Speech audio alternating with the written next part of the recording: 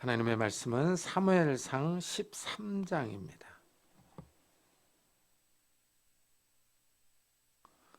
사무엘상 13장 1절부터 15절까지 저와 여러분이 한 절씩 교독하겠습니다. 구약성경 426페이지입니다.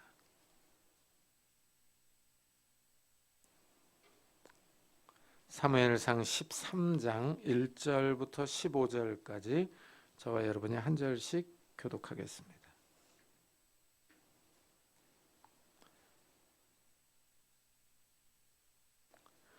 사울이 왕이 될 때 40세라. 그가 이스라엘을 다스린 지 2년에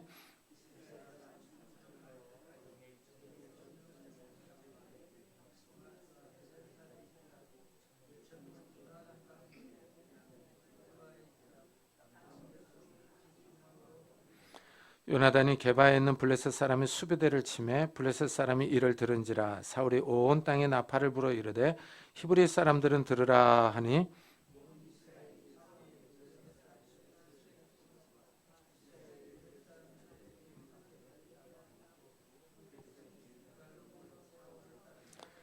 블레셋 사람들이 이스라엘과 싸우려고 모였는데 병거가 3만이요 마병이 6,000명이요 백성은 해변에 모래같이 많더라.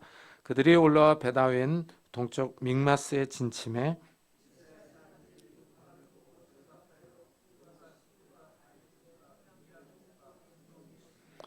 어떤 히브리 사람들은 요단을 건너 갓과 길르앗 땅으로 가되 사울은 아직 길갈에 있고 그를 따른 모든 백성은 떨더라.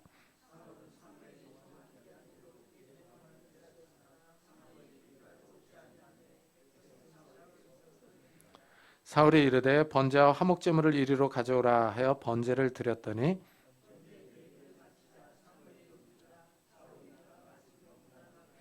사무엘이 이르되 왕이 행한 것이 무엇이냐 하니 사울이 이르되 백성은 내게서 흩어지고 당신은 정한 날 안에 오지 아니하고 블레셋 사람은 믹마스에 모였음을 내가 보았으므로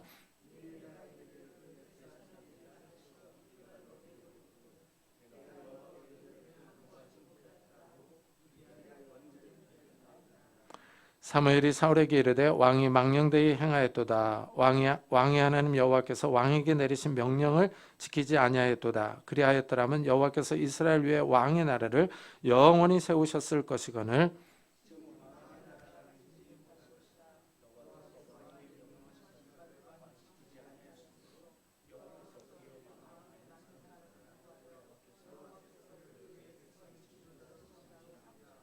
다 같이 사무엘이 일어나 길갈에서 떠나 베냐민 기브아로 올라가니라. 사울이 자기와 함께한 백성의 수를 세어보니 600여 명 가량이라. 아멘. 김청성 교사님께서 하나님의 약속을 기다리라 라는 제목으로 말씀 증거해 주시겠습니다.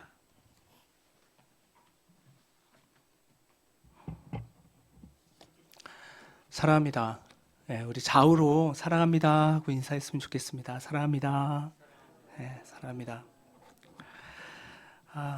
저는 서울광역교회 부목사로 사역하다가 캄보디아 선교사로 파송을 받은 김치영 선교사입니다. 은혜샘 교회에서 말씀을 전할 수 있게 되어 하나님과 또 우리 성도님과 또 교회와 또 담임 목사님께 감사를 드립니다. 오늘 성도님과 함께 이제 사무엘상 13장 말씀을 가지고 함께 또 하나님의 은혜를 나누기를 소망합니다. 제가 어릴 때 저희 아버지는 군인이셨습니다. 아버지가 서해 최북단에 있는 백령도 옆에 소총도라는 섬이 있었습니다. 그 섬에서 근무를 하신 적이 있었습니다. 어느 날 어머니가 저와 저희 형을 불러서 이렇게 얘기했습니다. 엄마가 아빠를 만나러 갔다 올 테니 사이좋게 지내고 있어라. 그리고 2밤 자고 올 테니까 잘 지내야 한다. 그리고 사촌 누나가 와서 너희들 잘 챙겨줄 테니까 필요한 것 있으면 그 누나한테 이야기해. 그러면서 꼭 필요한 곳에 써야 한다 하면서 3,000원을 꺼내서 부엌 위에 찬창에다 이렇게 탁 올려놓고 그리고 가셨어요. 그렇게 어머니가 떠나자 저와 저희 형은 엄청난 자유를 느끼면서 엄마가 두고 간 돈을 꺼내서 마구마구 쓰기 시작했습니다. 그 당시 짜장면이 300원에서 500원이었어요. 그리고 과자는 50원, 100원 정도 했었습니다. 그 시절이었어요.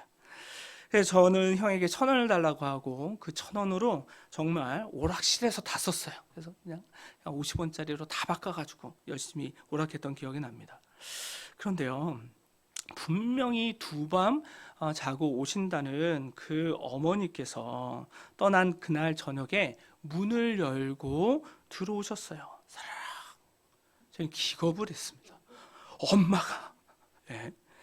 어머니가 왜 이렇게 오셨어요? 그랬더니 바람이 너무 세게 불어서 해일이 심해 배가 안 떠서 아버지께 가지 못했다 하고 얘기하면서 오자마자 찬창을 열어보시는 거예요. 돈이 어디 갔니? 돈을 좀 주라 얘기했더니 없다고 말씀드렸죠. 저희들이 다 썼습니다 하니까 어머니께서 그날 저희 형제를 비 오는 날 먼지 나도록 이렇게 맞았던 기억이 났습니다. 근데 전 이게 의문이었어요. 분명히 엄마가 아버지를 만나고 정한 기한 내에 오셨다면 저희는 회초리를 맞을 이유가 없었습니다. 그런데 엄마가 정한 기한보다 더 빨리 오신 거잖아요. 그게 너무 원망스러웠어요. 여러분에게 한번 질문을 해보겠습니다. 어머님이 회초리를 든 것이 맞다, 틀리다, 어떻다? 여러분 어떠신 것 같아요? 엄마가 회초리를 들어서는 안 된다. 어차피 아이들에게 준 것이니까. 아니다. 아이들이 이틀 동안 써야 할 돈을 다 썼기 때문에 회초리를 맞는 게 당연하다. 하여튼 여러분들의 생각은 어떠신지 잘 모르겠으나 아마 여러분들도 분명히 이렇게 생각하고 계실 것 같습니다. 엄마가 한 말이 있었습니다. 꼭 필요한 곳에 써야 한다. 저희가 그 말에 순종하지 않은 것입니다. 그 돈을 다 쓴 것이 문제가 된 것이죠. 저와 저 형이 어머니께 책망을 받은 것이 마땅한 것입니다. 오늘 본문도요, 마치 그런 것이죠. 오늘 이 사울의 이야기가 등장을 하는데요. 사울 왕의 이야기는요, 사무엘상 10장, 11장, 12장 그리고 13장에 걸쳐서 이제 등장을 하게 됩니다. 11장에는 사울이 암몬을 쳐서 이겨 왕으로 세움을 받습니다. 그리고 12장에서는 사무엘이 고별사를 해요. 너희가 왕을 세웠구나 하면서요. 하나님을 잘 섬겨라. 마음과 뜻과 정성을 다하여 하나님을 섬겨라 하는 내용이 나옵니다. 그리고 오늘 본문인데요. 이 본문은요, 사울이 왕이 된 지 얼마 되지 않았을 때였습니다. 1절에 보니까 사울이 왕이 되어 이스라엘을 다스린 지 2년 되던 해였다 하고 이야기하고 있어요. 그러면서 2절을 보니까 왕이 된 사울은요, 군사를 정비하기 시작합니다. 이스라엘 사람 중에 막 이렇게 사람들을 모아서 상비군을 만들었어요. 상비군을 3,000명을 만듭니다. 그래서 3,000명을 두 그룹으로 나눠서 사울은 2,000명을 데리고 믹마스와 베델에 주둔을 하고 요나단은 1,000명을 데리고 베냐민 기브아 지역에 주둔을 하게 됩니다. 여러분, 이 13장에 나오는 지리가 여러분들의 뭐라고 할까, 이렇게 그림이 잘 안 그려지시죠. 그래서 제가 어제 연구를 했습니다. 어떻게 하면 우리 은혜쌤교회 성도님들에게 이 지리를 잘 이해할 수 있을까? 여러분, 지금 우리 은혜쌤교회를 개발하고 그냥 합시다. 여기가 어디라고요? 개발입니다. 자, 그러면 이 뒤에 도로가 지나가죠. 그럼 고속도로 맞죠? 영동고속도로. 네, 요 고속도로 맞아요. 그렇죠. 여기를 골짜기예요. 그 너머에 뭐가 있냐면 청덕동에 휴먼시아 구단지가 있더라고요. 거기서 오신 분도 계신지 모르겠지만 맞죠? 예. 감사합니다. 거기가 믹마스. 이해되시죠? 자, 됐습니다. 자, 그래서 여기가 개바, 그리고 골짜기, 고속도로가 골짜기, 그리고 휴먼시아 구차가 어디라고요? 믹마스. 자, 여러분들이 이제 이스라엘 진영 안으로 들어오신 거예요. 이제 이스라엘 땅에 계신 겁니다. 자, 이제 여기에 요나단이 3절에 보니까 게바에 있는 블레셋 사람의 수비대를 치매 블레셋 사람이 이를 들은지라 사울이 온 땅에 나팔을 불어 이르되 히브리 사람들은 들으라 하니 이렇게 얘기하고 있습니다. 자, 오늘 사건의 불씨가 이제 나타나는데요. 그것은요, 요나단이 이 블레셋 사람들이 이 어떤 그 수비대가 이 게바 지역에 자신들의 진영을 이렇게 만든 거예요. 17절에 보면 노략군들이 세대로 블레셋 진영에서 나와 이렇게 된 걸 보면 블레셋 사람들이요 이스라엘에 사는 사람들 쪽으로 들어와서 계속해서 노략질을 해가는 겁니다. 여러분 게바 이 여러분들이 있는 것이 이스라엘 진영이라고 생각을 하면 사람들이 살고 있다라고 생각하면 이곳에 와서 이스라엘 사람들이 자신의 그러한 진영을 만들고 사람들을 약탈해 갔다는 것이죠. 그러니까 요나단이요 이걸 보니까 마음이 이제 들끓기 시작하는 겁니다. 그래서 군사를 이끌고 와서 게바에 있는 블레셋 진영을 쓸어버립니다. 공격한 것이죠. 그런데 이런 공격의 소식이 블레셋 진영뿐만 아니라 사울에게도 들려요. 그런데 오늘 본문 3절에는 사울이 이 소식을 듣자마자 급하게 행동을 합니다. 뭐냐면 온 땅에 나팔을 불어서 이스라엘 사람들을 모으라고 합니다. 소집령을 내립니다. 그리고 온 땅의 사람들을 어디로 모으냐면 길갈이라는 곳으로 모이게 합니다. 4절에 한번 볼까요? 온 이스라엘이 사울이 블레셋 사람들의 수비대를 친 것과 이스라엘이 블레셋 사람들의 미움을 받게 되었다 함을 듣고 그 백성이 길갈로 모여 사울을 따른지라. 또 길갈이 어디지? 제가 또 이제 지도를 보면서 고민을 했습니다. 여긴 게바, 휴몬시아 구차는 믹마스. 네, 그다음에 여기 골짜기 영동고속도로 좀만 더 내려가면 저수지 지나서 뭐가 있냐 봤더니 버파산이 있더라고요. 맞나요? 예, 잘 알죠. 예, 제가 지도를 보고 왔습니다. 버파산이 길갈로 보시면 돼요. 그러니까 사울의 진영이 믹마스에 있었는데 휴먼시아 구차에 있었는데 뭐라고 블레셋 사람들을 쳤다고 하면서 믹마스에 있는 이 휴먼시아 구차에 있던 그 지역에서 어디로 간 거예요? 버파산 쪽으로 간 거예요. 내려간 거예요. 여러분 이제 그림이 그려지지 않습니까? 그러면 이제 그 지역이 비었으니까 누가 차지했겠어요? 블레셋 사람들이 차지하는 거예요. 이스라엘 사람들이요 이 전쟁이 그리 탐탁치 않았습니다. 그러면서 이 길갈로 모이면서 사람들이 아마 그랬던 것 같아요. 왜 그런 거야? 요나단이 블레셋 진영을 공격해서 그런 거야. 왜 그랬대? 블레셋 사람들이 완전 열받으면 우리가 너무 힘든데 우리 얼마나 이렇게 괴롭힐 거야. 그러면 어쩌겠나? 우리는 완전히 이제 좀 쓸어버리려고 하겠구만. 이러면서 우리의 농기구는 어디서 구해? 우리 어디서 쟁기를 구하고 우리의 칼은 어디서 갈고 어쩔 거야? 큰일 났네. 하면서 길갈로 모이고 있었어요.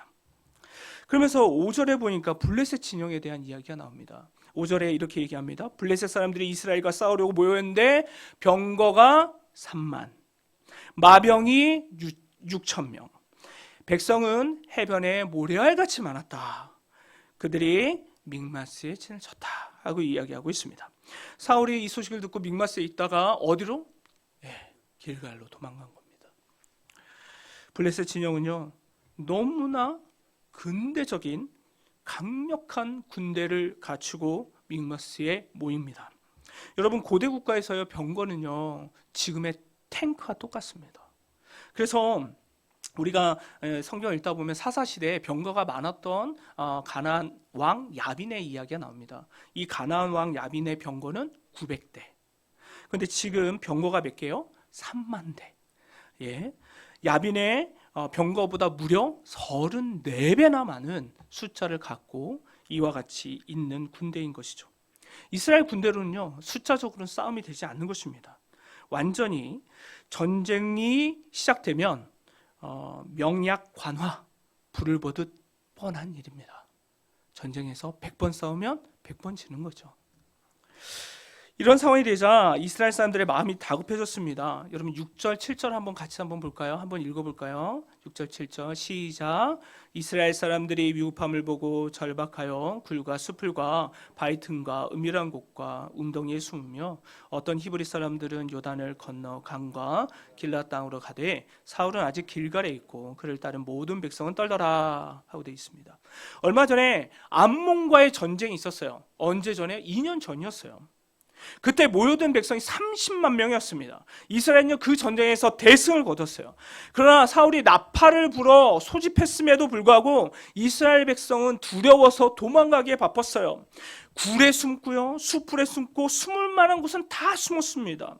심지어 요단강을 건너 요단 동편에 있는 땅으로 도망가기 일쑤였습니다. 사랑하는 성도 여러분, 우리가 여기서 한 가지 보아야 할 것이 있습니다. 두려움은 승리의 기억을 잊게 합니다. 두려움이 일어나자 암몬과의 전투에서 승리했던 것, 미스바에서 블레셋 군대를 물리쳤던 승리의 일들은요 다 잊어버렸어요. 어두움이 우리의 눈을 가릴 때 하나님이 행하신 일들을 잊어버리게 됩니다. 그러면서 그 두려움에 갇혀서 헤매게 되는 것이죠. 여러분, 우리가 출애굽 사건에서 가장 기억에 남는 사건이 무엇입니까? 가데스 바나의 사건 아닙니까? 모세가 각 지파를 대표해서 한 사람씩 12명을 선발해서 가나안 땅을 정탐하도록 했죠. 여러분, 12명의 정탐꾼이 정탐을 하고 돌아왔습니다. 10명의 정탐꾼이 돌아와 뭐라고 얘기했습니까? 여기는 안악자손의 땅이다. 김용 목사님처럼 큰 사람들. 우리는 메뚜기 같다. 저 같은 사람들. 두려움을 전한 거예요. 이 소리를 들으니까 사람들이 어떻게 합니까? 우리가 이길 수 있다. 아닙니다. 어떻게 하나님 우리를 이렇게 할 수 있습니까? 소리를 높여 밤새도록 통곡했다라고 되어 있습니다.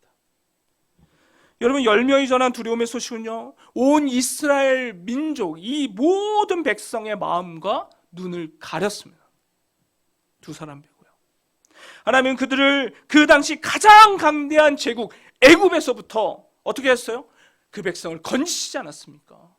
홍해물을 가르시고 애굽의 전차를 수장시키시며 그 백성을 건져내셨음에도 불구하고 이스라엘은 뭘 잊어버려요? 승리의 기억을 잊어버린 거예요. 무엇 때문에요? 두려움 때문에요. 사랑하는 성도 여러분, 두려움과 떨림의 공포가 우리에게 있을 수 있어요. 그 어떤 두려움이 우리를 힘들게 할 수 있습니다. 그러나 사랑하는 여러분, 하나님은 여러분을 안전하게 하시는 분인 줄 믿습니다. 잠언의 말씀에 너는 갑작스러운 두려움도 악인에게 닥치는 멸망도 두려워하지 말라. 대저 여호와는 내가 의지할 이시라. 내 발을 지켜 걸리지 않게 하시리로다. 하나님을 온전히 의지할 때 우리는 두려움에서부터 벗어나게 됩니다. 그러면 하나님을 담대하게 바라보는 거예요. 사랑하는 은혜샘 성도 여러분, 우리의 두려움이 올 때 여러분 하나님을 향하여 심호흡하세요. 우리 두려움이 올 때 하나님을 의지하고 기도하십시오. 하나님을 의지하고 지혜를 구하세요. 그러면요, 하나님은 그 두려움의 근원을 가려주시고 하나님의 얼굴을 우리에게 보여주세요. 그런 은혜를, 그런 승리를 계속해서 기억하며 하나님을 바라보는 은혜샘교회 성도님들 되시는 은혜가 있기를 간절히 축원합니다. 지금 이스라엘 백성들이 두려움에 사로잡혀 사방팔방 도망가고 있는 가운데 이스라엘 백성 길갈에 모였어요. 버파산 쪽에 모인 거예요. 네. 제가 이렇게 얘기하니까 여기 사는 사람 같네요. 네. 8절을 읽어보니까 그렇습니다. 사울은 사무엘이 정한 기한대로 이레 동안 기다렸으나 사무엘이 길갈에 오지 아니하매 백성이 사울에게서 흩어지는지라. 8절에 보니까요, 사울과 사무엘의 우리가 알지 못하는 약속이 있었던 것 같습니다. 근데 그 약속은 다른 것이 아니라 정한 기한 내에 오리라 하는 것입니다. 그 기한이 이레를 채우는 거였던 것 같아요. 7일, 그 기한이 7일이었던 것 같아요. 그러나 정한 마지막 날 7일이 되었음에도 불구하고 사무엘 선지자가 보이지 않는 것입니다. 사울이 파수꾼에게 계속 물어봤을 것 같아요. 야, 파수꾼아, 사무엘 선지자가 보이냐? 안 보이는데요. 막 해가 이제 마지막 날 해가 막 지고 있는데 파수꾼아, 사무엘 선지자가 보이냐? 안 보이는데요. 주변에 막 소리가 들렸을 거예요. 아, 사울 왕이요, 지금 백성들이 계속 요동하고 있습니다. 지금 백성들이 도망가고 있어요. 어떻게 좀 해보세요.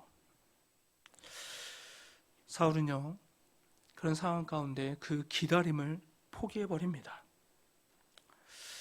여러분, 우리가 성경 속에 보면 이 전쟁은요, 성경에 있는 모든 전쟁, 특히나 이스라엘 민족의 전쟁은 이스라엘의 전쟁이 아니었어요.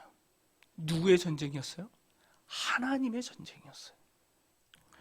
그래서 전쟁할 때 선지자 겸 제사장이 와서 승리한 제사를 드렸어요. 이미 승리한 제사를 드렸다고요. 그러나 7일이 다 지나가도 사무엘 선지자가 보이지 않자 이스라엘 백성들이, 이스라엘 군대들이 도망간 것을 보면서 사울의 마음은 다급해졌습니다. 두려워졌습니다. 군사들은 떠나고 블레셋 군대의 수는 많아진다는 것을 보며 금방이라도 몰려올 것 같은 현실 앞에서 왕은 해서는 안 되는 일을 했어요. 여러분 9절을 한번 볼까요? 사울이 이르되 번제와 화목제를 이리 가져오라. 번제를 드린 겁니다. 그런데요, 그 다음 절이 더 충격적이에요. 번제를 드리자마자 어떤 일이 있어요? 10절 번제를 드리기를 마치자 사무엘이 온지라. 뭔가 좀 그렇죠? 사무엘이 뭔가 이렇게 딱 있다가 사울이 어떻게 하나? 내가 보겠어 하고 있다가 이 번제를 드리자마자 짜잔! 하고 나타나서 당신 뭐 한 겁니까? 하는 것 같이 느껴지지 않습니까? 11절 12절에 사무엘이 사울에게 물어봅니다. 왕이여, 지금 대체 무슨 일을 벌인 것입니까? 그래서 사울이 대답합니다. 보십시오. 백성들의 마음은 불안하고 두렵고 떨며 나에게서 흩어지고 있습니다. 그리고 블레셋의 수많은 군사들은 저를 위협합니다. 그리고 당신은 정한 날이 오지 않았습니다. 그러기에 나는 내가 어쩔 수 없이 제사를 드리게 된 겁니다. 라고 이야기를 한 겁니다. 짤막하게 얘기해서 제가 이렇게 제사 드린 것은요, 다 내가 잘 되자고 한 것이 아니라 다 이스라엘이 잘 되자고 한 겁니다. 하나님을 위한 겁니다. 사랑하는 성도 여러분, 가끔 많은 남편들이 실수하는 것이 있습니다. 실수하는 결정이 있어요. 이게 말이지, 나 좋자고 한 것이 아니야. 당신과 가족들을 위한 결정이었어. 어디서 진짜 많이 들어보지 않으셨어요? 네. 크던 작던 이런 경험들이 있습니다. 저도 그랬어요. 어떤 물건을 살 때 다 우리 가족을 위한 거야 하고 저를 위한 거였어요. 이 시간 반성해 봅니다. 사울도 그렇게 한 것입니다. 다 이스라엘 위한 결정입니다. 저를 위해서 한 것이 아니에요. 어떻게 보면 사울의 상황이 이해가 가는 것이죠.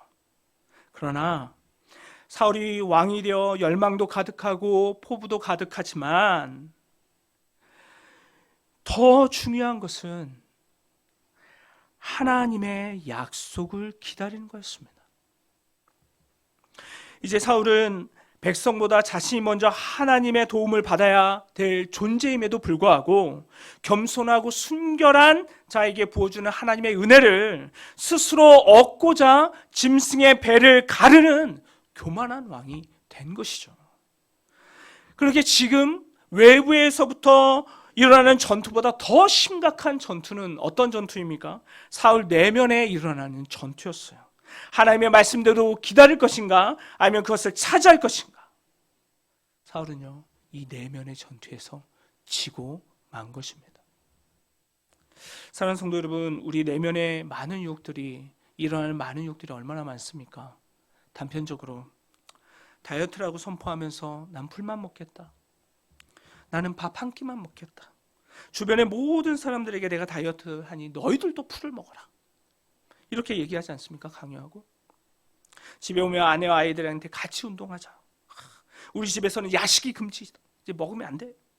온갖 유혹을 떨친다 하고 얘기합니다.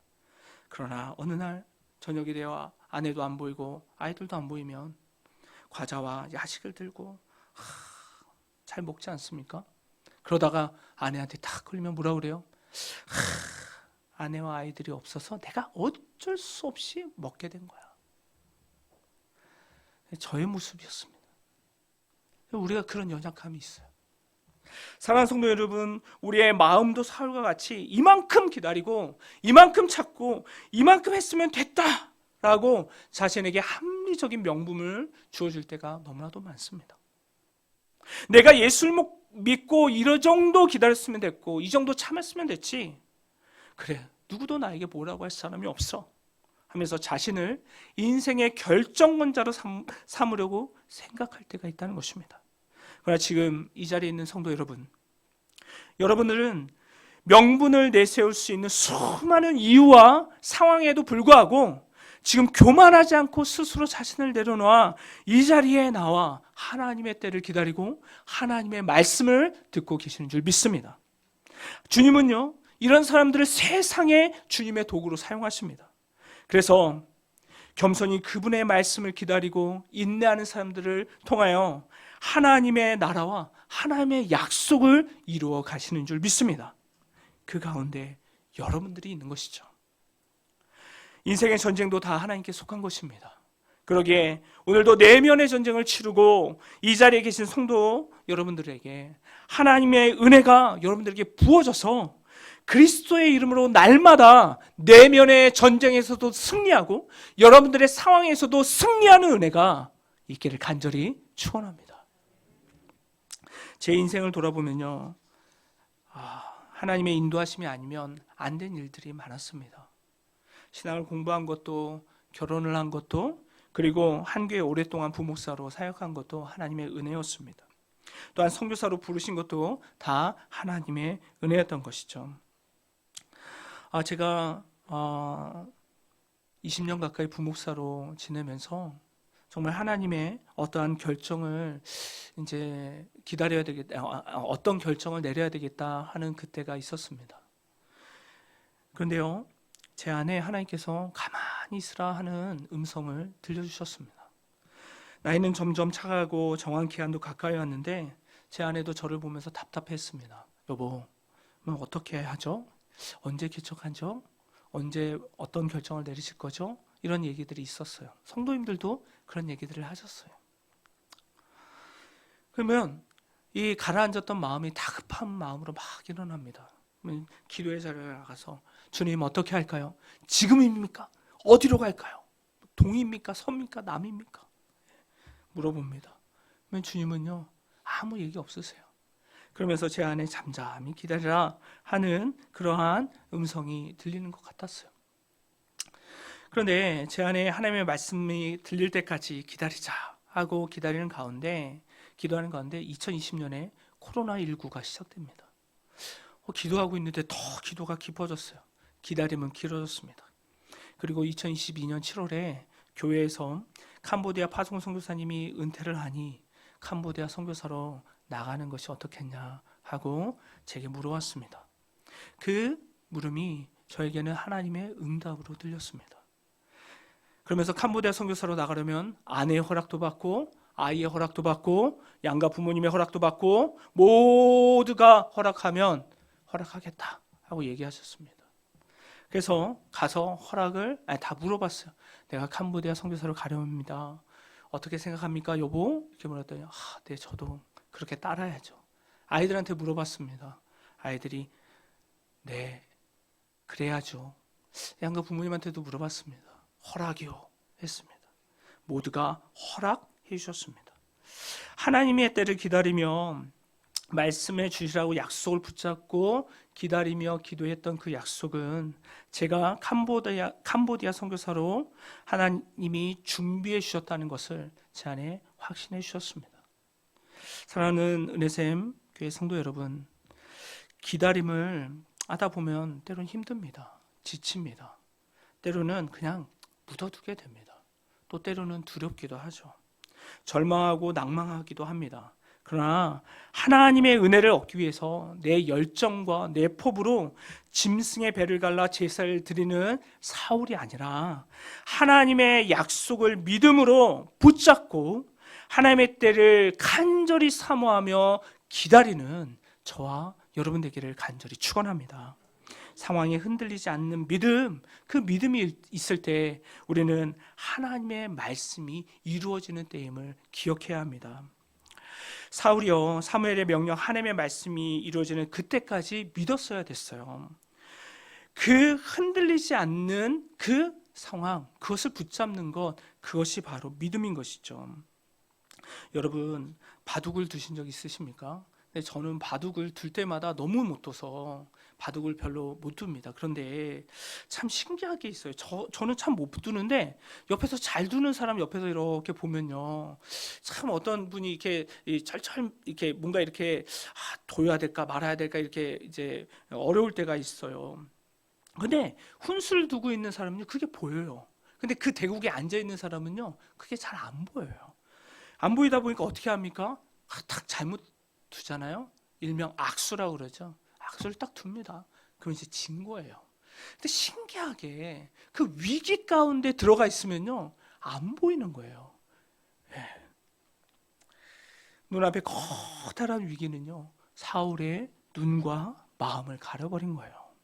그의 믿음도 가려버린 것입니다.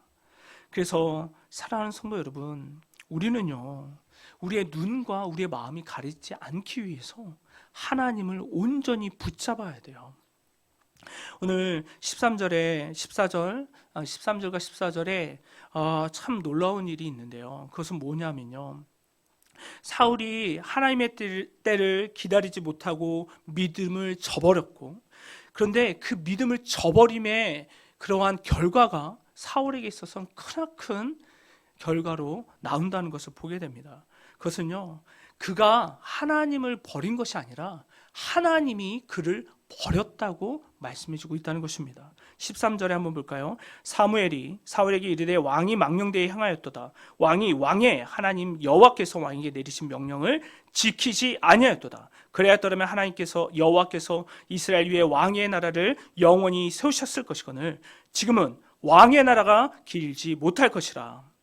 여러분, 사울이 만난 진짜 위기는요, 내면의 전쟁, 블레셋과의 전쟁, 이것보다 더 중요한 것이 있어요. 정한 기한 내에 오지 않겠다 하는 거, 그것보다 더 중요한 건 뭐냐면요, 하나님의 약속에서부터 뭐예요? 버림받았다는 거예요. 사랑하는 성도 여러분, 우리의 위기는 뭐냐면요, 재정적인 위기, 아니면 관계의 위기, 질병이나 사고의 위기, 상황의 위기, 이런 것들이 아니라 바로 두려움에 빠져 믿음을 저버리는 것의 위기예요. 불신앙, 불순종의 위기라는 것입니다. 사울이 그 가운데 있었다는 것이죠. 사랑하는 성도 여러분, 우리 안에 많은 문제들이 있죠. 자녀들의 문제, 신앙의 문제, 내가 어떻게 할 수 없는 정말 바닥을 치는 정말 앞이 깜깜한 터널이 보이지 않는 문제들도 얘기하지 않은 그러한 문제들이 있어요. 그러나 사랑하는 성도 여러분, 그럴 때 우리는 하나님을 붙잡아야 됩니다. 하나님의 선하심이 나를 이끌고 계시다는 사실을 붙잡아야 돼요. 바뀌지 않고 변한다고 해서 하나님에 대한 의심을 품고, 또한 그때가 언제인지 우리는 알 수 없어요, 그러니 저는 모릅니다 하고 떠나가는 것이 아니라, 주님은 그때를 하십니다.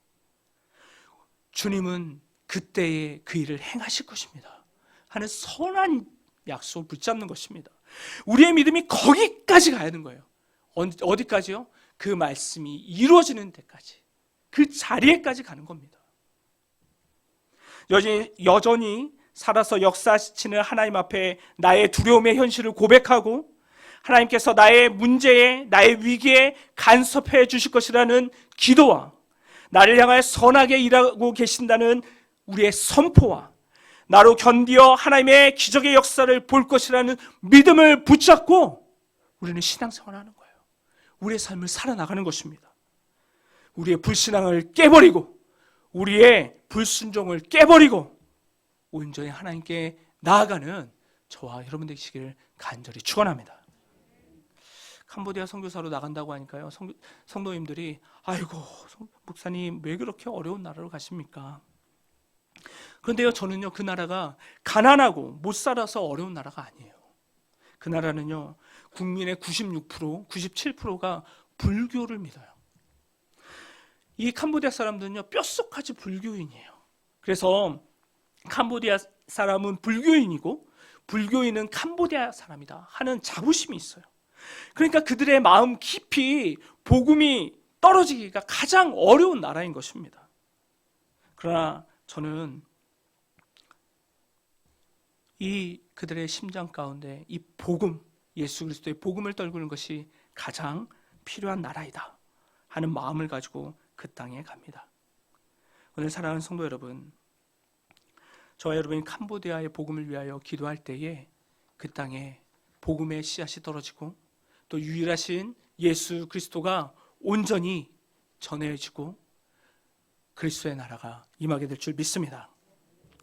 오늘요 14절을 잠깐 보면 사무엘이요 이렇게 얘기를 많이 합니다. 여호와께서 그리고 왕의 나라가 세 번을 이야기합니다. 여러분, 여호와께서라는 것은 하나님께서 뜻을 정하셨다는 것이고요. 왕의 나라라 하는 것은요, 여러분 성경에 보니까 왕의 나라라는 그 말이요 세 번 등장합니다. 하만이 아하수로 왕에게, 다니엘이 느부갓네살 왕에게, 다니엘이 벨사살 왕에게, 한마디로 말해서요 이방 나라의 왕에게 할 때 왕의 나라가 라고 얘기를 해요. 오늘요 사울은요 하나님의 나라에 대한 관심이 없었던 거예요. 자신의 나라를 세운 것이고 자신의 나라에 깃발을 꽂은 것입니다. 그러자 하나님께서는 14절 하반절에 이렇게 얘기합니다. 여호와께서 그의 마음에 맞는 사람을 구하여 여호와께서 그를 그의 백성의 지도자로 삼으셨다. 여러분 여기 지도자라는 단어가 나오는데요. 여러분 이 히브리 말로 나기드입니다. 두 가지 뜻이 있는데요. 하나는요 지휘관이라는 뜻이고요. 하나는 하나님의 말씀을 받는 자라는 뜻이 있습니다. 사울도요 나기드로 하나님께서 부르셨어요. 그런데 그는요 왕이 되었어요. 멜렉이 되었습니다. 그러나 주님은요 자신의 말을, 나의 말을 전할 사람, 받을 사람, 순종할 사람, 나기를 택합니다. 바로 다윗인 것이죠. 오늘 사랑하는 성도 여러분, 우리는요 하나님의 나기드로 살아갑니다. 오늘 오전에도 말씀을 통하여서 또 계속되는 또 예배를 통하여서 말씀을 통하여서 여러분에게 그 말씀이 주어지고 있습니다. 여러분 말씀을 받은 자입니다. 여러분 나기드예요. 그렇기 때문에 그 말씀을 하나님의 뜻과 하나님이 원하는 가치를 알아가고 또 그 말씀을 성령 안에서 깨달아가면서 고난 중에 살아도 하나님의 뜻과 계획이 내 삶 속에 일어나기를 믿음을 가지고 나가는 저와 여러분 되기를 간절히 소망합니다. 그러면 이 모든 상황은 이미 끝나고 하나님의 선하심만 드러나게 될 줄 믿습니다. 사랑하는 성도 여러분, 분주한 삶 속에서도 믿음을 잃지 말고 신앙을 잃어버리지 말고 믿음의 역사는 여러분들의 삶 가운데 날마다 일어남을 기억하며 여러분 항상 주를 붙잡고 나가는 저와 여러분 되기를 간절히 축원합니다. 잠시 기도하고 축도로 마치겠습니다. 하나님 은혜를 감사합니다. 하나님의 말씀이 사랑하는 성도들에게 들려지고 그 말씀을 순종하며 살아가는 나기드의 삶이 되며 하나님의 약속과 하나님의 은혜의 때를 기다리며 살아가는 믿음의 경주자들 될 수 있도록 그들의 마음을 붙잡아 주시옵소서. 하나님 믿음의 역사가 하나님 날마다 그들의 삶 가운데 일어나게 하여 주시옵시고 캄보디아 땅에서도 일어나게 붙잡아 주시옵소서. 어떤 상황 속에서라도 하나님의 말씀을 잊지 않고 믿음을 가지고 기다릴 수 있는 힘을 부여해 주시고 성령의 충만함을 주시고 능력을 더하여 주시옵소서. 그 말씀이 이루어질 그때에 사랑하는 성도들이 주와 함께 그 기쁨을 나누고 사랑하는 공동체가 주와 함께 기쁨을 나누고 하나님의 영광된 나라가 그들의 삶 가운데 온전히 이루어지게 하여 주시옵소서. 감사하며 예수님의 이름으로 기도합니다. 아멘. 이제는 우리 주 예수 그리스도의 크신 은혜와 그 크신 하나님의 놀라우신 사랑하심과 성령 하나님의 감동 교통하심이 하나님의 약속을 붙잡고 나기드로서의 삶을 살아갈 사랑하는 은혜샘 교회 성도들의 머리 위에와 또한 이 교회에 앞으로 함께할 모든 이들의 머리 위에와 군에 있는 사랑하는 성도들과 해외에 있는 모든 성도들과 또한 주가 부르시는 자리 위에 늘 있어질 많은 성도들의 머리에까지 이제로 영원히 함께 있을지어다. 아멘.